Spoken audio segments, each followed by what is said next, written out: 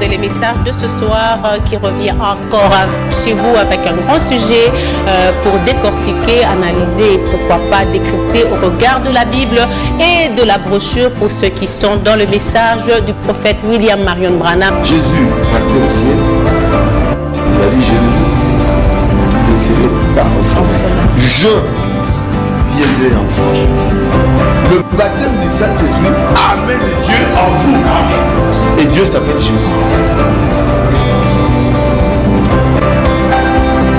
Il y a beaucoup qui ont reçu le Saint-Esprit, des enfants de Dieu qui se sont préparés, ils ont reçu le Saint-Esprit. Mais il y a d'autres qui n'ont pas reçu parce qu'ils n'ont pas bien arrangé leur vie. Un simple comme moi de passer devant le monde entier pour me suivre. Je ne suis pas un tout connaisseur, je ne suis pas le gardien de la vérité, mais simplement on va décrypter sur base de la parole.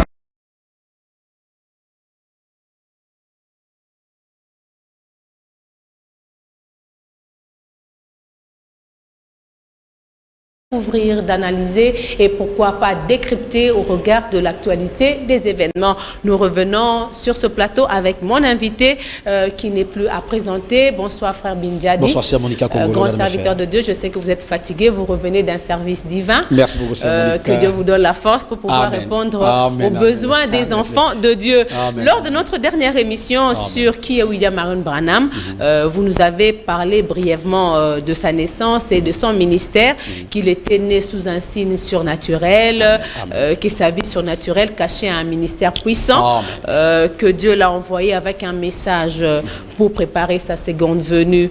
Suite à toutes vos déclarations sur la personne et le ministère de William Marion Branham, nous vous ramenons sur ce plateau ce soir pour répondre à toutes les questions des uns et des autres sur qui est William Marion Branham. Donc nous revenons sur le même sujet, qui est William Marion Branham, suite et fin ce soir. Brièvement, pourriez-vous revenir un peu sur la personne de qui est William Marion Branham? Sœur Monica Congolo Damefer, je dois avouer que je dois être reconnaissant à notre Seigneur Jésus-Christ qui par sa grâce et son amour nous a donné cette opportunité pour parler ce que nous allons parler. Ce que nous parlons, ce n'est pas la pensée de l'homme. Nous voulons que Dieu lui-même intervienne quand nous parlons de la parole de Dieu. Je demanderai franchement mes excuses à tous les téléspectateurs par rapport à ma voix. J'ai beaucoup prêché pendant cette semaine. Veuillez m'excuser pour la voix. Que Dieu vous bénisse partout où vous nous suivez. Nous disons que nous ne sommes pas les gardiens de la vérité, mais nous sommes en train de décortiquer sur base de la parole, comme la sœur Monica fait son émission Le Monde et les Messages. Il y a des gens qui m'ont dit de vous saluer et de vous remercier parce qu'il y a certaines questions qui se posent, qu'à travers votre émission, ils sont bénis à travers le monde, les 5 continents. C'est Monica, nous avons parlé la fois passée, s'agissant de l'homme William Branham, c'est un vrai serviteur de Dieu, que Dieu nous a envoyé à cet temps de la fin, conformément à la parole de Dieu, parce que la Bible dit dans Matthieu 24, que comme l'éclair sort de l'Orient vers l'Occident, ainsi sera l'avènement du Fils de l'homme. Avant que Jésus-Christ vienne pour la seconde fois, comme Jésus est le même hier, aujourd'hui, éternellement, Dieu a suscité un homme remarquablement humble, un grand serviteur de Dieu qui a influencé tous ses contemporains évangéliques, entre autres Tommy Osborne, Oral Robert, Al Allen et Jacko, beaucoup de grands prédicateurs, des renommés internationaux, ont reconnu que William Branham est le père de réveil, autrement le père de l'église évangélique, l'évangélisation à travers le monde. Ce grand serviteur de Dieu est né avec une mission spéciale. Comme Moïse, nous l'avons dit la fois passée, Moïse a fait sortir le peuple d'Israël d'Égypte vers la terre promise pour attendre le Messie. William Marion Branham est un prophète. Compte tenu de déboires ecclésiastiques, des confusions dans les églises, il avait reçu de la part de Dieu une mission spécialement de sortir l'épouse des églises. Les églises étaient organisées dans les doctrines des démons, doctrines des hommes. Il fallait la sainte doctrine, parce que la Bible est claire dans 2 Timothée chapitre 4 verset 1 à 3, qu'au temps de la fin, les gens ne supporteront pas la sainte doctrine. Compte tenu des marches de l'Antichrist dans l'Église et de la séduction qui vit l'Église du temps de la fin, il était nécessaire que Dieu envoie un homme appelé William Marion Branham. C'est un homme envoyé de Dieu, donc qui a un ministère biblique. Son ministère se trouve dans Malachie chapitre 4, versets 5 à 6. Je vous enverrai Élie le prophète, ce jour grand et terrible, avant que je détruise le monde, ces prophètes devaient venir avec une mission spéciale, révéler tout le mystère qui ont été laissés en suspens dans la Bible et restaurer la parole de Dieu qui a été mal enseignée par les églises. Parce que, savez-vous bien, Dieu vient bientôt pour prendre son épouse. Nous l'avons dit la fois passée quand nous avons fait l'émission avec vous. Nous avons parlé des signes du temps de la fin. Il faut reconnaître que nous sommes arrivés au temps de la fin et Dieu a une épouse qui doit aller au ciel pour faire la fête des noces pendant 3 ans et demi. Il a fallu un prophète pour préparer l'église épouse qui doit aller à l'enlèvement. Nous l'insistons, Branham n'est pas Dieu, mais c'est un grand prophète qui est venu nous visiter avec son message. C'est ainsi brièvement William Branham. Oui, je peux commencer la série des questions. Allons-y, Sœur Monica. Je vous avais parlé qu'il est venu avec un message particulier. Ouais. Et je prends directement une question ici. Quelle est la particularité de son message? Très bien. Un téléspectateur veut savoir quelle est la particularité de ce message que Branham est venu apporter qui diffère des autres serviteurs de Dieu qui ont marqué cette époque. Ouais. Merci, c'est une bonne question. Sœur Monica, la Bible, c'est le livre de Dieu. Branham n'a pas prêché un évangile contraire de la Bible. Tous les 2 testaments de la Bible, tous les 66 livres de la Bible et tous les 1200 chapitres de la Bible et les 30 000 versets de la Bible, c'est ce que Branham a prêché. Il a un principe qu'il aimait, que Paul dit dans le livre de Paul, qui dit, même si un ange venait du ciel, Galates chapitre 1, verset 8 à 9, si vous enseignez notre évangile, qu'il soit maudit. Branham n'est pas venu enseigner un autre évangile contraire à la parole de Dieu. Mais comme vous le savez très bien, que la Bible, les plans de la rédemption en 2 parties, la mort à la croix de Jésus, sa résurrection, que nous croyons, que tous les chrétiens véritables croient, il y a une promesse dans la Bible qui dit que le livre au temps de la fin sera ouvert. Maintenant, la mission de William Branham, hormis l'œuvre du calvaire, il fallait que les livres soient ouverts, les livres de la rédemption, que la Bible. Parce que Dieu a comprimé des promesses et des mystères qu'il a cachés dans sa parole. Il fallait l'ouvrir au temps de la fin. Or, la révélation devait venir à travers un prophète, parce que la parole de Dieu vient au prophète. Comme Dieu, c'est un Dieu qui tient sa parole, les promesses de l'Ancien Testament et le Nouveau Testament, les mystères sont cachés dans la Bible. William Branham est venu avec une mission pour révéler tous ces mystères, parce que Jésus a dit, Père, je te loue d'avoir caché ces choses aux sages, aux intelligents, et de l'avoir révélé aux enfants. Et dans le livre de Daniel, chapitre 12, Dieu a dit à Daniel, cachez tous ces secrets, je vais les révéler au temps de la fin. Mais les méchants ne comprendront pas. Comment le livre peut être ouvert au temps de la fin? Par un âge, pas n'importe qui. Non, Dieu prend un homme qu'il a d'avance aimé et Dieu lui donne les quantités de ces mystères pour révéler à l'épouse, en fait de ne pas tomber dans la séduction de la Odyssée, parce que nous vivons dans un âge de séduction, un âge de froideur, un âge d'escroquerie spirituelle. Il a fallu un homme, et cet homme-là, sur base des promesses, s'est identifié dans la Bible, et nous l'avons compris que c'était William Marion Branham. Et ce message, c'est ce que vous avez comme brochure, comme bande que vous avez. Absolument. Ce n'est pas différent de la Bible, c'est pas autre chose que la Bible. La Bible, c'est la grande forêt de la parole de Dieu. Et si vous vous hasardez d'entrer dans la Bible sans guide, vous allez vous perdre. Combien de gens ont étudié la Bible pendant 100 ans, mais ne comprennent pas la divinité du Seigneur Jésus-Christ? Donc, la Bible, on ne l'étudie pas pour comprendre la Bible. La Bible, c'est la révélation. Quand Pierre était avec Jésus, Pierre a dit, toi Pierre et les autres, que dites-vous que je suis? Mais Matthieu était là, Matthieu a étudié, les autres ont étudié. Mais Pierre a dit, tu es le Christ, le Fils de Dieu vivant. Jésus lui a dit, Pierre, ce n'est ni le sang et la chair qui t'ont révélé, mais c'est mon Père qui t'a révélé. Et si cette révélation de Jésus-Christ, je bâtirai mon église. Sœur Monica et ceux qui me suivent. L'église de Dieu n'est pas bâtie sur la psychologie ni sur la théologie. L'église de Dieu est bâtie sur la révélation de ce qui est le Seigneur Jésus-Christ. Sans révélation, le peuple marche comme un camion sans frein. L'église doit être bâtie sur la révélation. Et si vous n'avez pas la révélation, vous allez comprendre la Bible d'une manière mécanique. Or, la Bible, c'est la révélation de la parole de Dieu. Jésus lui-même se tressaillissait de joie par la révélation. C'est pourquoi le mystère qui sont écrits dans la Bible, il fallait que Jésus révèle cela à ses enfants. Et quand la révélation vient, elle ne peut pas s'écarter de la Bible. Voilà le message de Branham. Branham est totalement biblique. Il a amené un message de révélation des mystères. Et quand les enfants de Dieu recouvrent cette révélation, il dit, ça c'est la vérité. Et quand il voit c'est la vérité, Dieu le bénit, Dieu les accorde de cet esprit. Il se prépare en abandonnant le péché, à suivre la vraie parole pour être prêt. Parce que cet esprit, on l'obtient par l'obéissance à la parole de Dieu.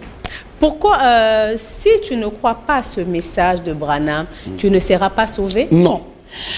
Écoutez, la Bible est très claire. Celui qui croira, qui sera baptisé, sera sauvé. Mais ce n'est pas le Branham qui a commencé à prêcher, mais en 1500, en 1400, en 1600, en 1700. Branham est apparu en 1900. Quand vous croyez Jésus-Christ comme Seigneur et Sauveur, vous êtes sauvé. Ça, c'est ipso facto. Mais simplement, étant sauvé, il y a des groupes déjà selon Matthieu chapitre 25. Il y a les vierges folles et les vierges sages. Maintenant, les vierges folles, c'est se sanctifient et ils croient en Jésus-Christ. Mais qu'est-ce qui lui manque? Il lui manque un prophète qui les amène jusqu'au baptême de cet esprit, l'huile. Mais ils sont sauvés. Mais les avantages de préparation, ils n'en auront pas. Parce que quand l'époux descendait, il y a un cri. Ils étaient 10. Les 5 n'avaient pas l'huile et les 5 avaient l'huile. Ceux qui n'avaient pas l'huile, ce sont les sauvés. Mais ils n'accepteront pas la marque de la bête. Ils n'adoreront pas la bête. Mais malheureusement, ils ne seront pas enlevés parce qu'ils n'ont pas accepté le temps de leur visitation et le temps de leur préparation. Et le prophète vient comme Jean-Baptiste qui a découvert plus de sites de dénominations. Mais quand il est venu, il a amené les gens vers la parole de Dieu. Et pourtant, les enfants d'Israël étaient les vrais serviteurs de Dieu qui priaient Dieu. Mais quand Jésus est venu, ils n'ont pas reconnu le temps de la visitation. Voyez ça? Mais à ce temps aujourd'hui, tu crois Jésus, c'est bien. Mais Jésus est la parole. Il est dit que je vous enverrai élu le prophète. Mais vous croyez Jésus, vous ne croyez pas la parole. Ceux qui croient Jésus, les vierges folles, seront sauvés. Mais malheureusement, ou heureusement, excusez-moi, c'est le contexte, ils ne seront jamais enlevés. Parce qu'aujourd'hui, Branham vient préparer l'église pour l'enlèvement conformément à 1 Thessaloniciens, chapitre 4, verset 13 à 17, qui dit, il y a 3 choses avant l'enlèvement. La première chose, il y a un signal donné.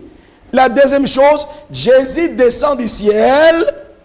Quand il descendra du ciel, il va crier et la voix de l'archange. La voix de l'archange, c'est Jésus qui va crier pour que le mort à Christ ressuscite. Mais avant que Jésus crie, il y a ce qu'on appelle le signal donné ou les commandements de l'Éternel. Les commandements de l'Éternel, c'est la parole de Dieu. Il faut d'abord que la trompette, le son de trompette, c'est le message. Il faut un message biblique, Sœur Monica, pour préparer l'épouse en fait de recevoir la foi de l'enlèvement. Quand l'épouse sera prête, en abandonnant la dénomination, en abandonnant la mondanité, en abandonnant tous les péchés, cette épouse recevra le Saint-Esprit en croyant chaque parole et cette épouse sera enlevée. Mais les autres ne seront jamais enlevés, mais ils seront dans le jugement des trônes blancs et ils recevront le Saint-Esprit par nous l'épouse qui les jugeront. Que dire de la Bible et de tous ceux qui ne croient pas en lui? C'était la suite de cette question. Exactement. Et parce quand Dieu, croient, exactement, ils prient Jésus, exactement, ils sont baptisés au nom de Jésus-Christ pour le pardon des péchés, ils ont le Saint-Esprit, ils prophétisent, ils parlent en langue, ils voient aussi Dieu agir dans leur vie. Donc quand vous dites là que si vous ne croyez pas ce message, vous n'irez pas en l'enlèvement. Alors que c'est ce que tout le monde attend aujourd'hui, c'est cet enlèvement-là. Ils sont sauvés, mais pas droit à l'enlèvement. Exactement. C'est la Bible qui le dit, c'est mon cas. L'enlèvement, c'est un secret que Dieu a réservé à ceux qu'il aime et ceux qui croient en lui. Chaque parole de Dieu est égale à Dieu lui-même. La Bible dit, n'ajoutez pas, ne soustrayez pas. La Bible dit, Dieu est le seul interprète de sa parole. Celui qui ne croit pas est déjà condamné. Maintenant, la Bible est claire. À cet temps de la fin, Jésus-Christ étant le même hier, aujourd'hui et éternellement. La première venue, Jésus a envoyé Jean-Baptiste. Si vous ne croyez pas en Jean-Baptiste, carrément, vous ne croyez pas Dieu. C'est pourquoi Jésus leur dit, vous êtes du diable parce que vous ne croyez pas en moi. Et Jésus est la parole de Dieu. Maintenant, vous dites que non, parce que nous sommes en train de nous préparer. Comment vous aurez le Saint-Esprit si vous ne croyez pas toute la parole de Dieu? C'est difficile, c'est mon cas. La Bible dit dans Actes chapitre 5, verset 32, Dieu donne le Saint-Esprit pour former, pour ceux qui craignent l'Éternel et ceux qui obéissent à la parole de Dieu. Dieu aime l'obéissance. Mais remarquez aussi, quand Abraham était venu, Abraham était notre père de la foi. Vous allez dire que je vais suivre, je ne vais pas suivre Abraham, vous allez entrer dans la terre promise. Quand Moïse était venu, vous refusez de suivre Moïse, vous entrez dans la terre promise. Quand Noé était en train de construire son arche, l'arche de Noé, vous dites non, moi je crois à Noé, mais je ne vais pas entrer dans son arche. Est-ce que vous allez sauver? Non. C'est-à-dire, croire un prophète, le prophète n'est qu'un mandataire de Dieu. C'est l'envoyé de Dieu. Quand vous le croyez, vous vivez ce qu'il vous dit, carrément, vous êtes incarné du ciel. Mais les autres là, sincèrement, je dois être clair parce que c'est un point doctrinal. Comme un frère qui m'a appelé, qui m'a dit la fois passée qu'il t'apprécie beaucoup parce que toi tu es naître. Oui, Monica, tu es naître parce que tu es journaliste. Je crois il me suit. Oui. Je le salue en passant. C'est pour dire que non, nous ne sommes pas en train de mettre une barrière. Mais simplement, quand une vérité de la Bible est révélée, nous devons la croire. Parce que Paul lui-même a dit, est-ce que de chez vous que la parole de Dieu est sortie? Paul était un serviteur de Dieu. Il dit, même si un ange venait du ciel vous enseigne un autre évangile. Mais Branham n'a pas enseigné un évangile contraire à Paul. Au contraire, Branham vient nous donner la lumière de la parole. Si vous ne croyez pas cette lumière, c'est que vous êtes dans les ténèbres. Mais je ne dis pas tous, parce que rappelez-vous, lui-même Branham dit que dans ce monde, il y a 4 groupes de gens. Le premier groupe, c'est les élus. Ils ne seront jamais jugés, conformément à Jean chapitre 5, verset 24. Celui qui écoute ma parole, qui croit celui qui m'a envoyé en vie éternelle. Il ne vient pas en jugement, il est passé de la mort à la vie. Deuxième groupe, c'est qui? C'est les vierges folles. Les vierges folles ne seront jamais dans les milléniums. Ils y seront persécutés. La bête va les tuer. Troisième groupe, c'est les gens dont les noms seront effacés dans les livres de vie de l'agneau. Comme on a effacé les noms de Judas à cause de l'idolâtrie et qu'on sort dans l'église. Quatrième groupe, c'est ce qu'on appelle les nulle part. Les gens cités à dessein, comme Pharaon, comme Hitler et les autres, qui Dieu a cité à dessein. Voilà les 4 groupes de gens que nous avons. Mais le premier groupe, les élus croient chaque parole, ils reçoivent la révélation de la parole, ils s'y conforment et ils vivent pieusement la parole de Dieu. Comment vous allez dire que vous avez le Saint-Esprit, mais vous permettez à la femme de prêcher? Vous avez le Saint-Esprit, vous faites des choses abominables à l'église. Vous avez le Saint-Esprit, vous refusez la révélation de la parole, chose qui a été promise. En réalité, c'est un Saint-Esprit selon vous, mais pas le Saint-Esprit selon la parole de Dieu. Pas le Saint-Esprit selon la parole de Dieu. Amen. Donc, si je comprends bien, le message de Frère Branham a une particularité de préparer une épouse pour l'enlèvement. C'est pourquoi je vous ai dit la fois passée, oui.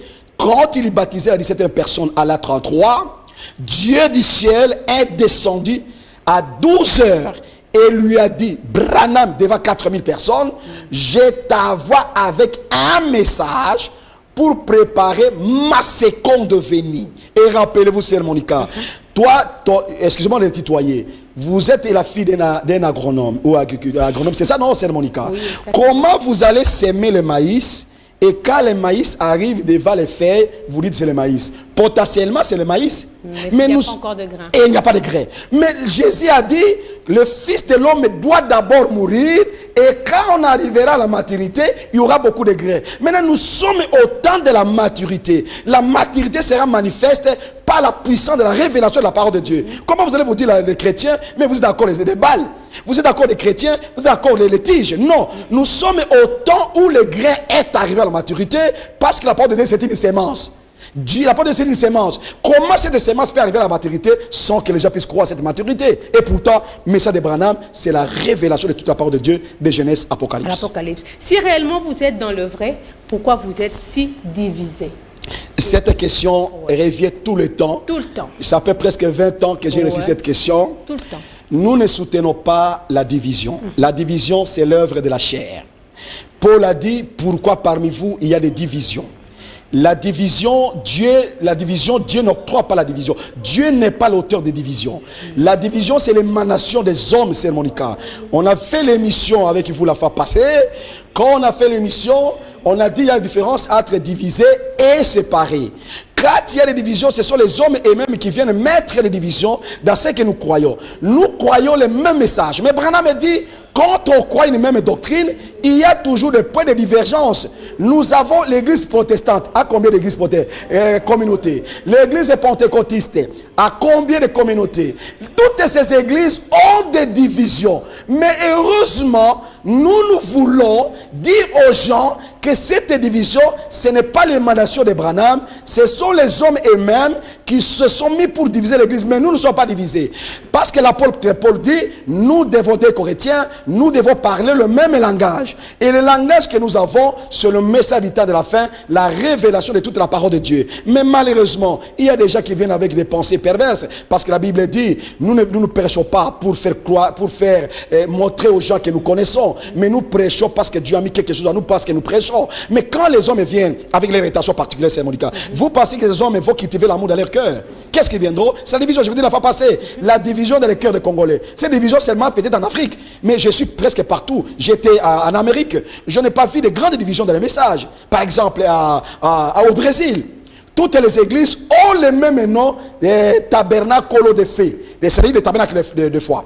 C'est ça exactement. Mais les Congolais, nous avons l'ADN, et même l'ADN des divisions, les gènes et l'ADN des divisions, c'est les Congolais. C'est nous les Congolais qui divisons. Si nous avons les divisions presque partout, je vous dis la vérité, excusez-moi, c'est les Congolais qui aiment diviser. Pour telle raison de chercher l'argent, chercher la gloire et chercher les honneurs. Chacun n'a pas une vision de la chose.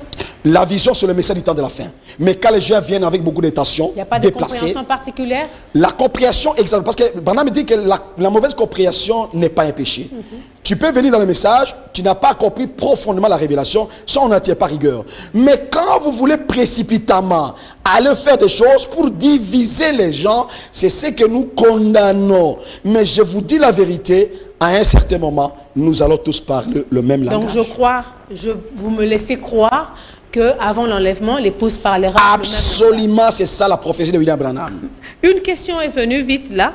Pourriez-vous demander à votre invité d'expliquer les 4 types les 4 types qui les 4 groupes de gens que nous avons. Ouais. Merci beaucoup. Il y a les élus, les vierges folles, les gens dont les noms seront effacés et les nulle part. Merci beaucoup, bien aimé. Oui, merci beaucoup. C'est une très bonne question. Merci, merci beaucoup, frère. Ouais. Frère, c'est-à-dire quoi? Dans ce monde, il y a les gens conformément à Ephésiens chapitre 1er, verset 1 à 15. La Bible dit ce qu'il a aimé, ce qu'il a prédestiné d'avance et ce qu'il a connu d'avance, il les a prédestinés à être le fils d'adoption. Donc, quand Dieu a aimé les élus, quand tu es un élu, personne ne peut te condamner. Et ton nom se trouve dans le livre de vie de l'agneau avant la fondation du monde. C'est ça même la grâce. Il y a des gens que Dieu a aimés, mais quand Dieu t'aime, Dieu va t'envoyer vers sa parole, parce que la Bible dit, ma parole est vie et esprit. Les élus aimeront la parole. Les élus recevront la révélation. Les élus refuseront le monde. C'est le premier groupe des élus que Dieu même a aimé. Et ces élus viendront à la parole de Dieu. Ça, c'est le premier groupe. Deuxième groupe, c'est ce qu'on appelle vierges folles. Les vierges folles, ce sont des gens qui aiment l'évangile, qui aiment la parole de Dieu. Mais compte tenu des barrières des églises, ces gens, ce sont des gens pieux, des gens honnêtes et sérieux. Mais ils n'ont pas reçu la révélation de leur temps, mais ils sont ces vierges, c'est-à-dire sanctifiés. Ils sont à Mangengengue, ils prient Dieu, ils gênent, mais ils n'ont pas reçu les cris. Les cris sur le prophète. Mais ces gens-là, sur les vierges folles, ils ne seront pas perdus. Mais ils n'auront pas l'avantage qu'a l'époux, c'est-à-dire les élus. Le troisième groupe, c'est ce qu'on appelle les effacés. Judas a été choisi par Dieu. Il avait un ministère élégant de la part du Seigneur. Judas a guéri les malades. Judas a chassé les démons. Mais Judas a trahi la parole. Et Jésus a dit, ton nom sera effacé. Quand le nom est effacé, la personne trahit la parole de Dieu ou l'évangile du salut. C'est pourquoi Dieu efface le nom quand vous avez l'idolâtrie. Si vous voulez comprendre cela, regardez Apocalypse chapitre 7. Il y avait 12 tribus d'Israël. Il y a des noms que Dieu a effacés, la tribu de Dan et Ephraïm. Pourquoi? Parce qu'ils se sont fait l'adultère et ils se sont fait ce qu'on appelle l'idolâtrie. Quand vous êtes chrétien, vous êtes dans la magie, dans la science occulte, dans le péché, Dieu va effacer votre nom si votre nom n'a pas été écrit dans le livre de vie de l'agneau. Là, c'est le livre de vie tout court. Il y a la différence entre le livre de vie de l'agneau et le livre de vie. Laquelle? Très bien. Dans le livre de vie de l'agneau, le nom ne sera jamais effacé. Là, c'est Jésus lui-même qui a écrit. Vous voyez, ce sont les élus. Mais dans le livre de vie tout court, le nom peut être effacé quand vous trahissez la parole. Exactement. Conformément à Hébreux chapitre 10, verset 26. Si vous voulez le lire, c'est Monica. Oui. Verset 6, Hébreux. Je peux avoir ma Bible, Hébreux. s'il vous plaît, Hébreux. Chapitre, si vous pouvez me lire. Oui. Hébreux chapitre 10. Si je peux avoir votre verset, Bible, tant que la régie m'amène. voilà. Voilà, verset 26. Tu peux lire ça, Monica? Hébreu, vous avez dit? Chapitre 10, verset 26. Hébreu 10, 26 dit ceci. Ouais. Je suis déjà là. Ouais. Il dit, car si nous péchons volontairement, après avoir reçu la connaissance de la vérité, il ne reste plus de sacrifice pour les péchés. Amen. Vous voyez ça, c'est Monica. Ouais. Vous péchez volontairement. Merci beaucoup, c'est Monica. Oui, merci. Vous péchez volontairement. Vous avez vu que la vérité est là. Le message est la vérité. Le péché, c'est l'incrédulité. Il n'y a plus de pardon pour vous. C'est Monica. C'est exactement ce qu'il trouve dans Hébreu chapitre 6, verset 4 à 5. On n'a pas le temps pour lire. Vous voyez, ces gens-là, leur nom sera effacé parce qu'ils ont trahi l'évangile, la parole de Dieu. Le quatrième groupe, Les nulle part. les nulle part. Ce sont des gens, même si vous les figurants, prêchez, je peux appeler comme c'est ça. ceux qui vont adorer la bête. Ceux qui sont dans les organisations. Oh, je vous salue Marie. Oh, ceci, cela. Ce sont les gens qui vont adorer la bête. La Bible dit, après chapitre 12, verset 6, ils adoreront la bête. Si ma mémoire, tous ils adoreront la bête. Si ma mémoire est bonne, c'est Monica. C'est une très bonne émission. Oui. Vraiment. Vous avez la Bible avec vous? Oui, on m'apporte ma Bible là. Ok. Ouais, si Junior peut déjà m'apporter ma Bible, ça va Ok. m'aider à lire. Après Vous chapitre avez 13, verset 4. 13, 4. 13 et 4, écoutez. Apocalypse 13, C'est 4, ça, c'est je cela. suis là. Voilà. Il dit ceci, et ils adoreront le dragon parce qu'il avait donné l'autorité à la bête. Amen. Ils adorent la bête. Amen. En disant qui est semblable à la bête. Amen. Et qui peut combattre contre elle. Amen, c'est Monica. Si tu peux, après chapitre 3, verset 5. Apocalypse 3, 5. Je suis là, il dit ceci. Celui qui vaincra sera revêtu ainsi de vêtements blancs. Je n'effacerai point son nom du livre de vie. Et je confesserai son nom devant mon Père et devant ses anges. Que le Seigneur bénisse. Voyez ce groupe déjà là. Si vous vainquez le péché, le mal, l'adultère, le mensonge, toute la dénomination, vous êtes des vainqueurs, votre nom ne sera jamais effacé. Ça, c'est les élus. Mais il y a des gens que le nom sera effacé parce qu'ils ont trahi la parole, comme dans l'Ancien Testament, quand Moïse était en train de sortir avec les enfants d'Israël, Corée, Data et Abiram. Alors, c'est Monica, c'est où? Oui, je continue. Ouais. Pourquoi Branham refuse-t-il aux femmes de prêcher alors que le Saint-Esprit est venu sur les frères et sur les sœurs? Que fait-il de la promesse de Joël 2? Très bien, c'est Monica. Ouais. Dans 1 Timothée, Branham n'est pas venu révéler cela. Branham est venu restaurer. C'est pas Branham qui a dit. C'est tout Paul qui a dit. Je parle c'est comme à Chirouba. C'est le Saint Paul qui a dit. Écoutez. Tu peux me lire, c'est Monica, 1 Timothée chapitre 2 verset 11. 2, 11 dit ceci. Ouais. Que la femme écoute l'instruction en silence avec une entière soumission. Continuez. Soumission, je ne permets pas à la femme d'enseigner ni de prendre de l'autorité sur l'homme. Amen. Mais elle doit demeurer dans le silence. Amen. Amen, c'est Monica. Mais lisez chapitre 10, je vais expliquer aux gens. Oui, le chapitre 10. Non, le chapitre verset 10 plutôt. Verset 10, il dit, mais qu'elle sépare des bonnes œuvres comme il convient à des femmes qui font profession de servir Dieu. Oh, c'est Monica. Une femme peut servir Dieu, mais une femme ne peut pas prêcher. Pour éclairer, c'est Monica. Il dit aux femmes qui font profession de servir Dieu. Une femme, toi, tu sais que tu as de faire là. Tu sers Dieu. Quand tu parles à l'église, tu sers Dieu. Quand tu as le don de prophétie, tu sers Dieu. Quand tu chantes à l'église, tu sers Dieu. La femme peut servir Dieu, mais la femme ne peut pas prêcher. Ça, c'est diabolique. Et toute personne, que ce soit l'archibishop, l'évêque, qui permet que la femme prêche, le jour du jugement, il répondra. Exactement, c'est la vérité. Exactement, ça c'est la vérité, c'est Monica. Exactement. Vous me permettez, excusez-moi. Oui. Donc la femme n'est pas autorisée à prêcher. Elle ne peut pas prêcher. La femme ne peut pas parler. Mais le Saint-Esprit est venu sur tout le monde. Il a dit, il a fait, il a donné l'esprit de prophétie, il a donné à la femme d'enseigner. Et il ne faut pas oublier que Jésus, quand il est ressuscité, c'est à la femme qu'il est allé parler au jardin d'Éden. Quand Adam dormait, il a parlé comment avec la femme. Il y a certaines choses que Dieu peut parler à la femme que l'homme ne peut pas aussi. C'est Monica. Oui. La femme était à la base de la chute au commencement. La femme sera à la base des chiites à la fin du temps. C'est ce que je veux vous dire, que les gens ouvrent l'oreille tout à l'heure même. La femme, c'est elle qui a amené tous les cercueils et les cimetières que nous avons, c'est la femme. J'ai beaucoup de respect. La mort est venue par la femme et la vie aussi est venue par la femme. Dans l'exercice de la profession d'Ancien Testament, il n'y a jamais eu une femme sacrificateur, il n'y a jamais eu une femme lévite, et les femmes avaient un endroit qu'elles restaient. La femme peut avoir un don, mais la femme n'a pas le ministère. C'est ce qui implique Paul. Est-ce que les Congolais peuvent être plus spirituels que Paul? Paul a dit, je ne permets pas à la femme d'enseigner, ni de prendre l'autorité. Enseigner, c'est-à-dire quoi? Vous prenez la parole de Dieu, vous l'exposez devant les gens. Peut-être à cette époque-là, la femme Dieu ne change pas, sœur Monica. Mais aujourd'hui, elle est quand même évoluée. Dieu ne change pas. La parole de Dieu, Paul dit, c'est l'immutabilité et l'invariabilité de la parole de Dieu. Si Jésus change même une seconde, il n'est plus Jésus. Jésus-Christ est le même. Il ne changera jamais. Et le Dieu que nous adorons reste dans sa parole. Mais il a donné la victoire à Israël par une femme, Déborah. Déborah était une prophétesse, c'était une juge. Mais le juge, c'est le type, l'Ancien Testament, c'est le type de l'ombre des choses à venir. Parce que l'épouse va juger le monde. C'est le type. Mais montre-moi, Marie a été avec Jésus. Montrez-moi, si la personne veut prêcher, c'est Marie. Où est-ce que Marie a prêché? La femme à question que vous avez dit est allée témoigner. La femme au puits, elle a témoigné. Elle a dit d'ailleurs dans Jacques 4, elle a dit ceci. Moi, si je vous dis ceci, c'est le témoignage. Les gens lui ont dit, nous croyons parce que vous nous avez témoigné. On ne peut pas. Et pourtant, c'est les Samaritains.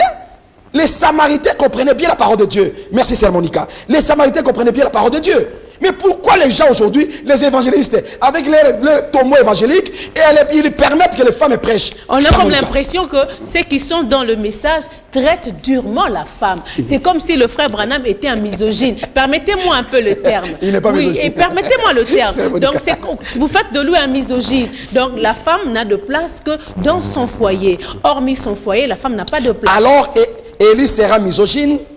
Et puis Jean-Baptiste sera misogyne. Quand Élie est arrivé et qu'il a vu qu'Akab est allé avec Jézabel, la femme païenne, qu'est-ce qu'Élie a dit? Toi, Jézabel, tu as porté l'idolâtrie pour qu'on puisse tuer un vrai serviteur de Dieu, Naboth. Qui a fait cela? C'est Jézabel qui a triqué l'écriture. Ah, Dieu merci. Quand la femme prend la Bible, elle va toujours triquer l'écriture. Jézabel a pris le faux témoin, elle a triqué l'écriture de Dieu pour qu'on puisse tuer Naboth, un vrai serviteur de Dieu, à cause de la femme. Je peux démontrer beaucoup d'exemples de la Bible. Quand Marie est arrivée devant Jésus, devant les sacrificateurs, moi et ton père, nous sommes venus te chercher. Jésus l'a corrigé. Jésus a dit non. Joseph n'est pas mon père. Laisse-moi m'occuper des affaires de mon père. Quand la femme prend l'évangile, elle va ajouter la mort. Et au commencement, Ève a ajouté seulement deux mots, mais point. Et cela a apporté la mort. La femme ne peut pas prêcher, elle doit rester en silence. Même un Corinthien. Et comment expliquer que la femme ne peut pas prêcher, c'est vrai, mais Dieu fait des prodiges à travers ses ministères. Nous avons vu les ministères des femmes ici prêcher. Il y a des grandes femmes que Dieu a élevées dans ce pays qui prêchent. On voit aussi des changements. Les gens sont transformés. Le Saint-Esprit est là. Dieu œuvre à travers. C'est Matthieu 24 et 24. Comment expliquer? C'est Matthieu 24 et 24. Le loin du temps de la fin. La Bible dit, au temps de la fin, il y aura des faux prophètes. Ils feront des miracles et des prodiges à tel point enseigne qu'ils séduiront même les élus. Et la Bible est très claire. Plusieurs viendront et ils diront, nous avons chassé les démons à ton nom, nous avons prêché à ton nom, nous avons fait des miracles à ton nom, pas au nom de Bézéboul, mais au nom de Jésus. Tout ce qu'ils feront au nom de Jésus. Jésus fait ces miracles avec eux. Mais Jésus dit, je ne vous ai jamais connu, vous qui commettez l'iniquité. Iniquité, c'est-à-dire, vous n'avez pas suivi la parole de Dieu. C'est ce que Abraham a dit, servir Dieu en dehors de sa volonté. Quand David est allé prendre l'arche, il est allé danser avec les gens dans la joie, mais c'était servir Dieu en dehors de sa volonté. Beaucoup d'églises servent Dieu en dehors de sa volonté, Marcel Monica. Mais les jours de jugement, ils répondront certainement, ces femmes à question, où sont-elles aujourd'hui? Vous les avez encore parlé à travers le monde. Et regardez les mini-jupes qu'elles portent devant les gens. Et regardez combien elles séduisent le monde entier. Et les prédicateurs n'ont même pas le courage de tenir. Parce que la Bible dit dans 2 Timothée, au temps de la fin, les gens ne supporteront pas la sainte doctrine. Ce que nous parlons ici, les gens ne supportent pas. Tu peux parler, la femme peut me résister les morts. Mais cela ne signifie pas qu'elle est dans la volonté de Dieu. La volonté de Dieu, c'est la parole de Dieu. Nous devons rester sur précepte, parole sur parole. C'est ça la parole de Dieu. Si quelqu'un vient ajouter intentionnellement, ce n'est pas Dieu, c'est le diable qui utilise ces femmes. C'est la vérité. Tu peux dire amen? Branham était différent de Simon Kimbangu, de Taonda, de Sambou. Là, il n'avait pas terminé, je ne sais pas. Il voulait comparer à qui, je ne sais pas. J'ai beaucoup de respect pour les serviteurs de Dieu comme Simon Kimbangu. Je lis son histoire. Je le respecte comme serviteur de Dieu. Mais excusez-moi de dire la vérité. Appeler Simon Kimbangu prophète, ça c'est mon point de vue. Je ne le concède jamais. Un prophète ne peut pas venir prêcher la parole contraire à ce qui est dans la Bible. Mais j'ai beaucoup de respect, je l'ai dit, je le répète. J'ai beaucoup de respect envers lui. Vous voyez, ça c'est mon cas. Mais l'appeler prophète, selon cette Bible, les gens sont en train de dévier. Quand Kimbangu est venu, il avait un don.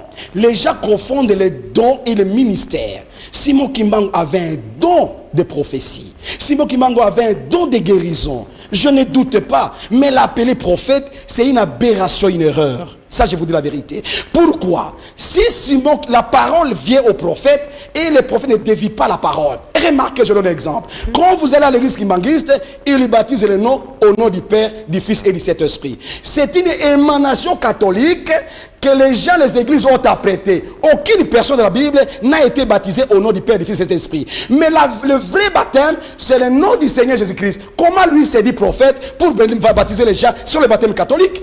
Il n'était pas un prophète et un serviteur de Dieu, je le crois très bien. Mais il ne faut jamais même l'appeler, il ne faut jamais l'égaler au prophète. Le prophète reste toujours dans la parole.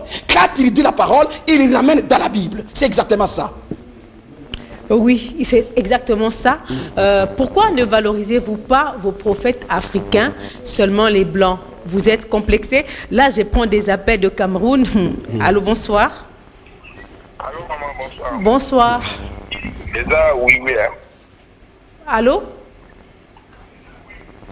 Là, c'est un privé, là, je ne sais pas, il y a de plus 237, là, c'est Cameroun. S'il peut rappeler, ça sera une bonne chose. Envoyer peut-être un message, oui, ça fera du bien. Oui, il y a une question. Pourquoi vous ne valorisez pas vos prophètes africains, seulement les blancs? Vous êtes complexés? La même question je peux poser. Pourquoi on ne valorise pas les prophètes de l'Australie et d'autres continents? Ce n'est pas, il ne revient pas à l'homme de valoriser un prophète. Le prophète, c'est l'instrument de Dieu sur Monica. Il ne vient pas à l'homme. La valorisation des gens, des Africains, c'est la culture africaine. Nous ne sommes pas dans cette culture africaine. Nous sommes dans la Bible. On m'a valorisé quelqu'un que Dieu n'a pas valorisé.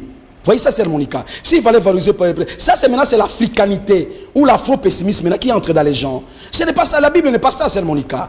Quand Dieu valorise, ce n'est pas l'homme de valoriser. Vous allez valoriser l'homme. Parce que la Bible dit, si vous pouvez soutenir un homme que Dieu ne soutient pas. Allons-y, allons-y. Non. Ça, c'était un appel privé. Je voudrais quand même que Junior m'aide à répondre à cet appel privé qui m'appelle. Oui.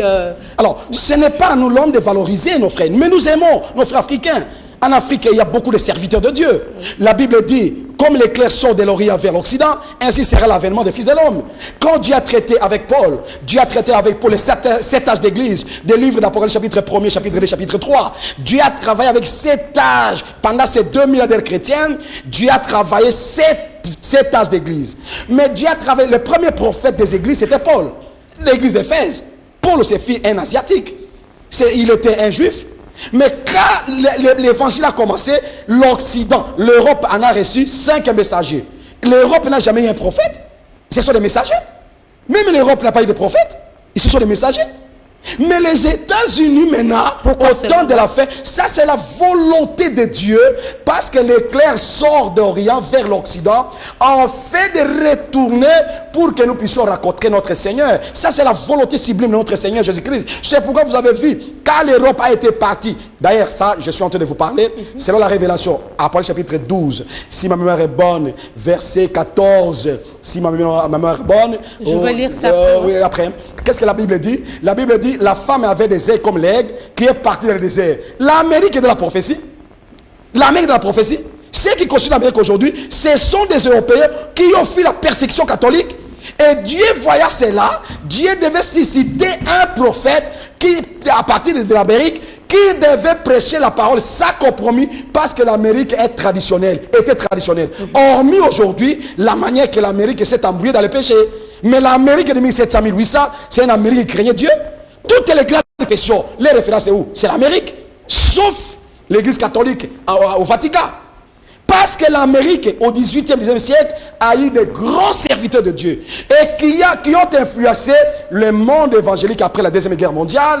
Parce qu'ils étaient sincères. Et Dieu, avant cela, il a choisi un parmi eux, qui est William Marion Branham, pour rester dans la parole véritable, en fait de préparer l'épouse, parce que nous allons certainement au ciel. Et quand il a reçu son message, Dieu a ouvert la parole, c'est-à-dire le mystère. Et quand il a ouvert la parole, nous avons la véritable parole révélée. Et ça nous donne la foi de l'enlèvement pour rester dans cette Bible. Nous, depuis que nous ne parlons pas d'un autre livre, nous parlons seulement de la Bible. Si je vous ai bien compris, oui, c'est que les 7 âges de l'Église, au commencement, il y a eu un prophète Paul. Un prophète Paul. Au milieu, ce sont les messagers.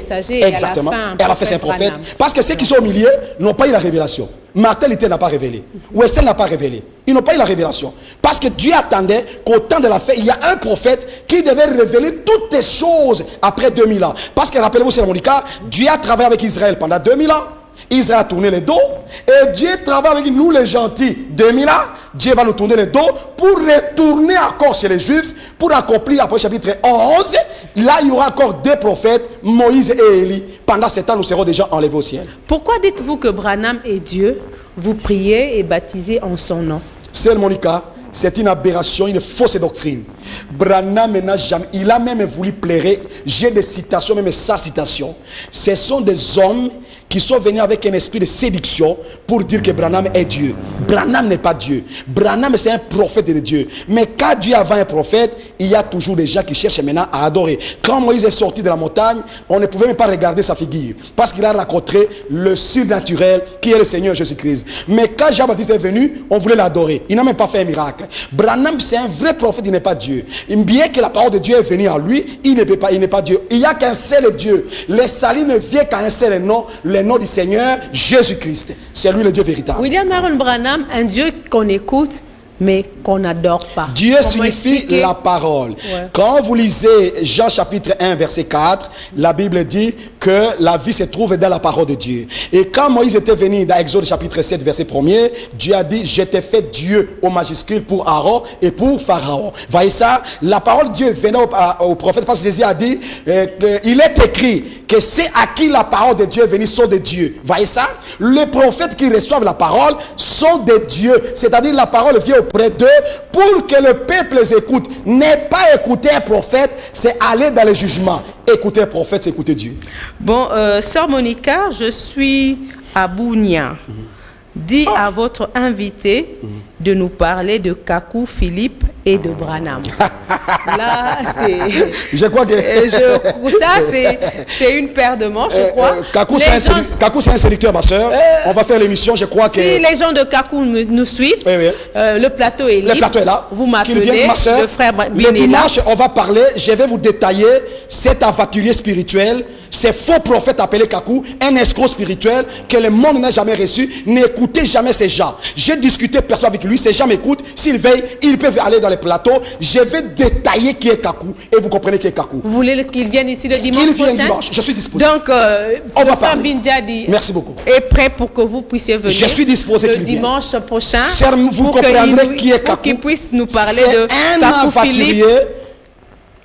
Oui, je vous écoute. Oui, c'est un aventurier qui est venu désorienter la foi des gens, qui s'appelle le 8e messager. On a seulement 7 messagers. Et le dernier messager, c'est William Branham. Dieu ne nous parle plus à notre esprit.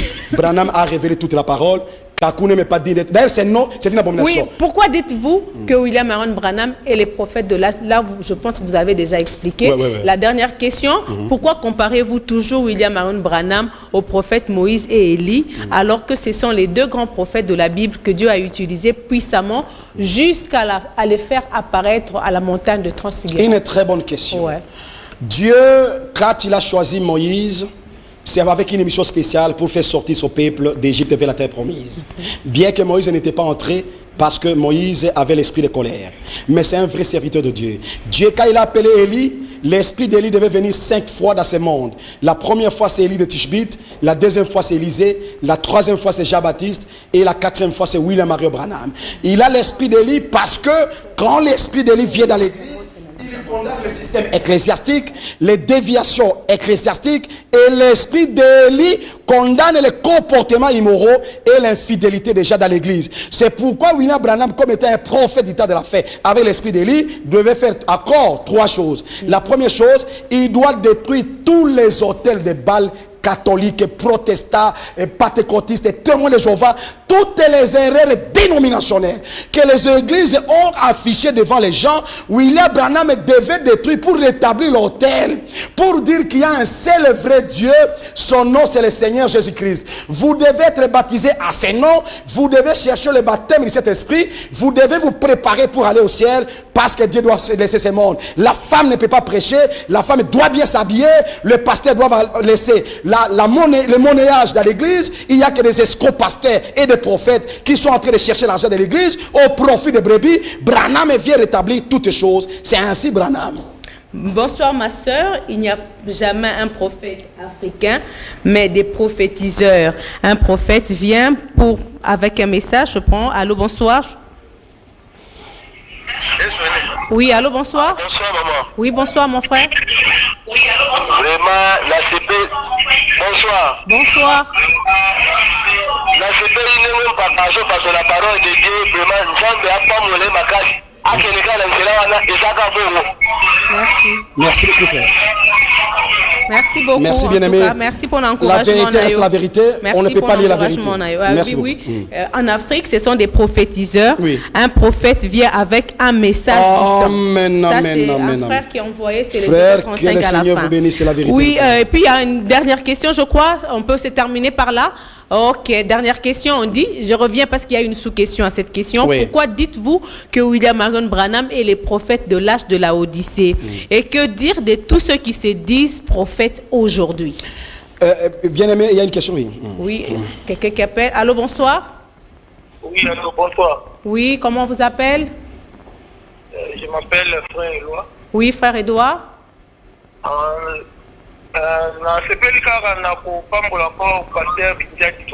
Merci.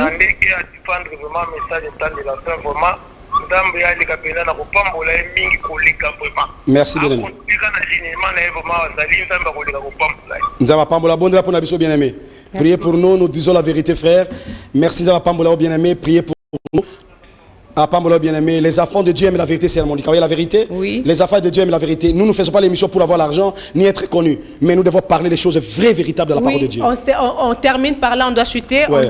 Donc la différence entre les prophètes d'aujourd'hui et Branham, on termine par là. Frère, ma soeur bien-aimée, aujourd'hui, Dieu, quand il a envoyé Jean-Baptiste, il n'y avait qu'un seul prophète. Aujourd'hui, à cet temps de la fin, il n'y a qu'un seul prophète.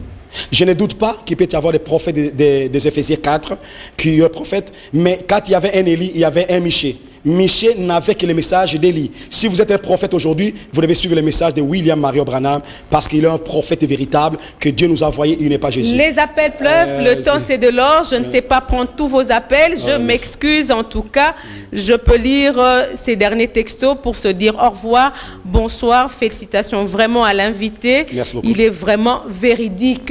C'est pas ces mots que nous mettons un point final à cette émission de ce soir. C'est Monica, je vous remercie. Mais le plateau est ouvert le dimanche prochain. Je suis disposé, c'est Monica. Je serai obligé de recevoir les gens de Kakou Philippe sur ce plateau. Je suis disposé. Le frère Binjadi est je suis disposé.